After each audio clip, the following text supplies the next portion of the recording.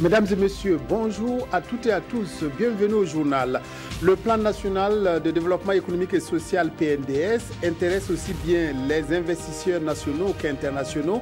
Foi du Premier ministre qui a annoncé ce matin pour les 7 et 8 décembre prochains la tenue à Paris de la table ronde des bailleurs de fonds du PNDS. La France tente de se débarrasser d'un bidonville, le plus grand d'Europe, la jungle de Calais, qui abrite plus de 6000 migrants qui veulent tous gagner la Grande-Bretagne, a pensé à être évacué ce matin et sera démantelé dans les prochains jours.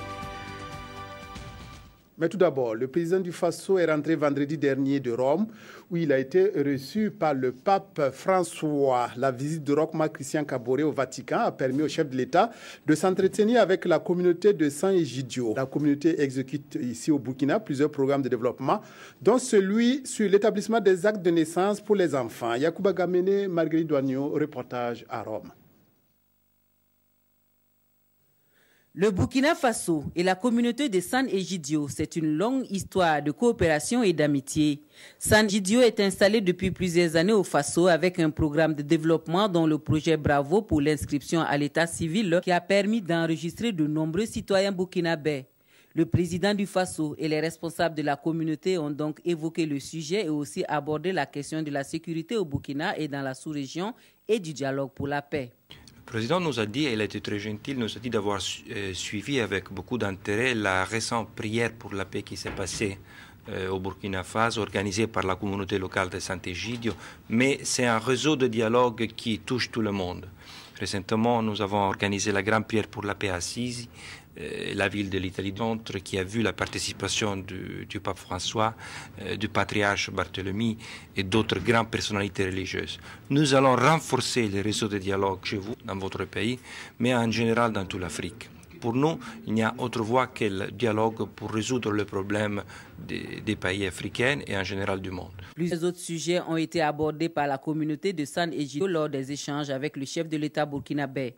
La communauté devrait poursuivre ses programmes de développement en renforçant davantage pour le bien-être des populations. Venons-en maintenant au plan national de développement économique et social, le PNDS, au centre d'une conférence de presse animée ce matin par le Premier ministre. Deux annonces à retenir de cette rencontre, la tenue de la table ronde avec les bailleurs de fonds à Paris les 7 et 8 décembre prochains et les investisseurs nationaux pour soutenir le PNDS. Ce reportage, Pamadoro, Jean Zongo, Ismaël Diloma Sirima. Comme principale information de ce point de presse du Premier ministre, la tenue les 7 et 8 décembre prochains à Paris de la table ronde des bailleurs de fonds pour le financement du PNDS. Plus de 15 000 milliards sont nécessaires pour la mise en œuvre du plan national de développement économique et social. Et Paul Kabatieba estime que le climat sécuritaire ne saurait décourager les investisseurs internationaux. Le terrorisme est devenu un phénomène mondial, partout dans le monde. Regardez comment la France a été frappée récemment par des attentats meurtriers. Mais ça ne les empêche pas de continuer à vivre, ça ne les empêche pas de continuer à investir, ça ne les empêche pas de continuer à espérer. En plus des investisseurs internationaux, Paul Kabatieba dit vouloir s'appuyer aussi sur les investisseurs nationaux. Quiconque souhaite profiter des opportunités qu'il y a dans notre économie nationale, au niveau de l'agriculture, au niveau de l'élevage, au niveau des services. Et le bienvenu. Je pense que c'est une patriotique. On n'a pas besoin de savoir si on est de tel parti, de tel autre parti, pour savoir s'il faut travailler pour son pays. La construction de son pays, c'est une œuvre patriotique. Selon le Premier ministre, les fonds collectés devraient principalement pallier les insuffisances structurelles du système de production burkinabé. Le Comité national des finances locales, CONAFIL, tient aujourd'hui sa deuxième session de l'année consacrée à la validation du rapport 2015 sur les finances locales. Le CONAFIL est une structure d'appui à la mise en œuvre de la décentralisation.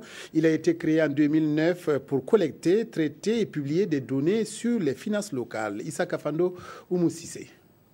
Le rapport global des finances locales 2015 est passé au peigne fin lors de cette deuxième session de l'année 2016 du Comité national des finances locales CONAFIL. Il s'est agi pour les participants à cette session d'enrichir, d'amender le document en vue d'harmoniser leur point de vue pour sortir un document consensuel. Le CONAFIL ce matin est appelé à se prononcer sur un rapport qui a été rédigé par rapport justement aux finances locales. Ce rapport donc fait suite à une session qui a eu lieu en février et où ils avaient été discuter les modalités, de même que le pourcentage, j'allais dire, des dotations globales de fonctionnement que l'État sert aux collectivités territoriales. Donc ce matin, le rapport vise donc à, j'allais dire, consolider un peu ce qui a été fait et pour permettre qu'au niveau du Conseil des ministres, les autorités en charge, donc les plus hautes autorités du pays puissent examiner ce rapport et le valider éventuellement et être au courant donc de ce qui a été. Les participants ont entre les mains un document relatif à l'optimisation de la mobilisation des recettes fiscales pour une plus grande autonomie des collectivités territoriales. Un document qui fait ressortir les efforts consentis par le gouvernement dans la mise en œuvre de la décentralisation. Le premier congrès mondial Pulaku se déroule depuis samedi dernier à Ouagadougou, rencontre qui rassemble une forte communauté de Peuls venus des 4 coins du monde. Le congrès qui s'achève aujourd'hui devrait permettre d'appréhender le concept Pulaku. Reportage Salif Belem, Estelle Judith Assogoba.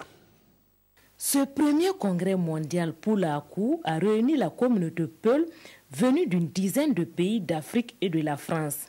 Elle se donne 72 heures pour faire ressortir les lacunes et dégager les grandes lignes d'orientation du Pulaku. Le Burkindi, c'est quoi? C'est une façon de penser, c'est une façon de voir le monde qui, en tout point, est pratiquement positif pour nos différentes communautés. Alors, on a essayé de voir, est-ce qu'il y a d'autres façons encore de voir le monde? Et il y a ainsi le Pulaku. Parce qu'il y a déjà des recherches, suffisamment de recherches sur le Pulaku depuis 1904. Et donc, on a essayé de dire, bon, avec l'aide de notre ministre de la Culture, ce patrimoine immatériel-là, on va essayer de le promouvoir. Actualité oblige, la question sécuritaire sera aussi au centre des échanges. Vous voyez le programme, on a dit comment parvenir à une Afrique plus apaisée. Parce que déjà, on constate que là où il y a beaucoup de pasteurs nomades, par exemple, les Touaregs, les Peuls, les Maures, les Arabes, c'est surtout là-bas aussi que les trafiquants et autres islamistes arrivent à recruter. Et donc, ici, nous allons faire en sorte que, en tout cas au niveau des communautés pastorales, ils ne puissent recruter personne.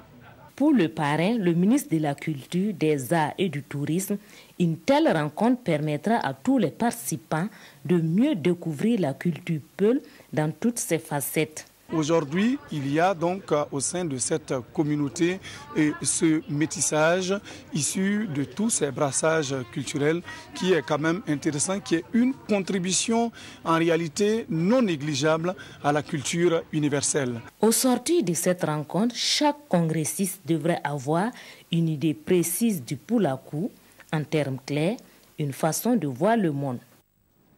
Séjour dans le centre-est du ministre de l'Eau et de l'Assainissement, Ambroise Nyuga Ouedraogo, a visité des forages et des latrines déjà réalisés ou en chantier. Réalisation dans le cadre de la mise en œuvre du programme présidentiel d'urgence volet eau et assainissement.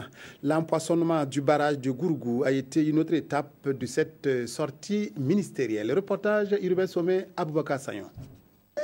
Des chants et des pas de danse pour célébrer la réalisation d'un forage à Signoguin dans le Kouritenga. L'ouvrage est inauguré par le ministre de l'Eau et de l'Assainissement, à qui les habitants de la localité ont traduit leur gratitude. Si tu voulais de l'eau, si tu pars pour aller de l'eau ce matin à 7 h, tu peux arriver dans ta maison là même à comme 12 h comme ça, pour ne pas avoir de l'eau. C'était trop difficile avec les enfants et les femmes. L'eau potable est aussi à la portée des élèves de l'école primaire de Dagamtenga. En plus du forage, l'école a bénéficié de la construction de 2 blocs latrines. J'avoue que quand l'école ouvrait ses portes, il n'y avait pas de forage. L'unique forage du village se trouvait à plus de 2 km. On se ravitaillait là-bas. Maintenant, avec la direction du forage, c'est un ouvre de soulagement. Maintenant, de même pour les latrines, les enfants déféquaient à l'air libre. Le ministre Ambroise Ouedraogo a visité des latrines publiques en chantier à Dialgaï et à Labratenga. Le chef du département eau et assainissement a aussi fait une escale à Oueguedo où 128 latrines familiales sont en construction. Nous sommes satisfaits parce qu'il y a des endroits où nous avons trouvé des chantiers abandonnés, des chantiers désolants. Ici, nous avons trouvé un chantier bien exécuté. J'ai comparé aux 5-6 dernières années qui se sont écoulées. À cette date-là, on n'atteignait même pas 50%. Ici, à cette date, on a 70%. Je crois et j'espère qu'on pourra atteindre un bon taux d'exécution au 31 décembre 2016. Le ministre de l'Eau s'est également rendu sur le chantier de réhabilitation du barrage de Gourgou dans le Boulgou. Les travaux de réfection de la digue et du déversoir sont réalisés à 100%. Le ministre a procédé à l'empoisonnement du barrage. Nous allons mettre environ 10 000 alevins dans ce barrage-là pour permettre effectivement de produire 4 tonnes de poissons en moyenne par an. Ça va créer de l'emploi, ça va créer des ressources et c'est vraiment l'objectif que le gouvernement vise à travers ces projets. La tournée du ministre en charge de l'eau dans le centre-est a aussi été marquée par des échanges avec le personnel de la direction régionale et de l'ONEA. L'état de mise en œuvre des projets et programmes du département et les difficultés rencontrées ont été abordées. Le réseau national de lutte anticorruption, RENLAC, a présenté samedi dernier à Dédougou son rapport 2015 sur l'état de la corruption au Burkina. L'année dernière a été marquée par de forts niveaux de corruption avec l'apparition à la CARFO et à la CNSS. Reportage à Dédougou, Assami Kabore, Aïcha Dianda. La corruption a régressé en 2015 au Burkina Faso, selon le rapport de 2015 du Réseau national de lutte anticorruption RENLAC. Les représentants de cette ONG sont venus présenter ces rapports aux participants de Dédougou et animer une conférence sur l'état de la corruption dans notre pays. Les enquêtés pensent que la corruption a régressé en 2015, mais nous disons que cette situation, c'est une situation conjoncturelle. Au niveau des services de l'administration publique, c'est les trios, les marchés publics, la douane et la police municipale qui viennent en tête du classement. Un élément nouveau cette année, c'est l'apparition de la CNSS et de la CARFO pour la première fois dans les rapports du RENLAC. Les participants ont profité de la circonstance pour exposer leurs préoccupations et poser des questions pour mieux comprendre les méthodes de travail du RENLAC. L'objectif, à travers ces conférences, c'est de partager le contenu du rapport. C'est d'informer les citoyens, les populations sur ce qui est la réalité sur les aspects de corruption au Burkina Faso. Avant la ville de Dédougou, c'est celle de Nouna qui a été informée du contenu de ces rapports. Et les exposants du jour ont invité les participants de la Boukoul du Mouhoun à dénoncer tout cas de corruption dans leur localité. Euronews. L'opération antiterroriste est à la une de tous les quotidiens de ce lundi. Les confrères décrivent par le menu ce qui s'est passé à Kilouin, au nord de Ouagadougou. Le coup d'état déjoué est aussi au centre des commentaires. Toboum Evelyne Dabiré pour la revue de presse. Les terroristes sont dans la cité. Un recruteur djihadiste abattu, grenade à main. C'est ainsi que diversement, les quotidiens de ce 24 octobre sont revenus sur l'opération antiterroriste à Ouagadougou.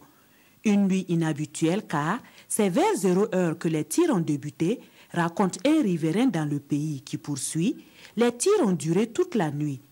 Mais tout serait parti du samedi dans l'après-midi où, précise le directeur général de la police nationale, nous avons été informés qu'il y a des tentatives de recrutement de jeunes pour aller les former au nord et au-delà de nos frontières, écrit le journal Le Quotidien.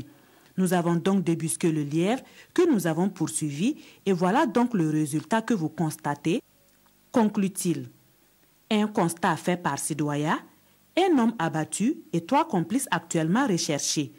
Si l'observateur Palga relate le film de l'opération, de sources policières, Sidoya précise que d'autres recruteurs de djihadistes seraient partis à Bobo-Dioulasso pour la même cause.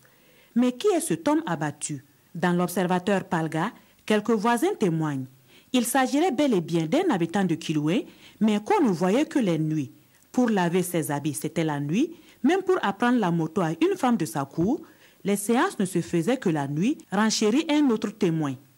Toujours en rapport avec la situation sécuritaire au Burkina, un point de presse a été animé par les premiers responsables en charge de la sécurité. Face aux journalistes, le MATE-DSI a expliqué les différentes manœuvres opérées par l'adjudant-chef Gaston Koulibaly pour déstabiliser le régime de Roch-Marc Christian Kaboré le 8 octobre dernier, écrit Sidwaya. L'observateur Palga conclut à ce propos, ils veulent rendre le pays ingouvernable. Fin du journal. Merci de votre aimable attention. Excellent après-midi à toutes et à tous en compagnie de la RTV.